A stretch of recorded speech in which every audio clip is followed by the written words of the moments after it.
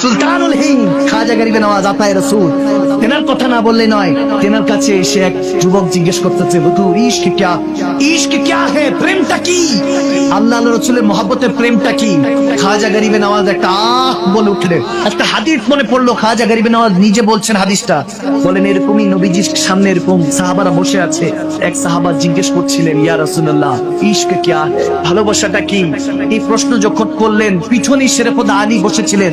একটা গমের ক্ষেত, একটা ধানের ক্ষেতের মধ্যে, অর্থাৎ শস্য ক্ষেতের মধ্যে আমার নবী বসে সাহাবাদের সাথে গল্প করছিলেন, কথা বলছিলেন। ওই মুহূর্তে যখন প্রশ্ন করা হলো, হুজুর ইশক ক্যা হে, ভালোবাসাটা হাকিকতে কি? তখন আমার নবীর কাছে প্রশ্ন আসার আগে পিছনে শেরেফুদ আলী বসা ছিলেন, তিনি বললেন, বলার সাথে ওই শস্য ক্ষেতে আগুন ধরে ওই শস্য ক্ষেত ছাই হয়ে গেল।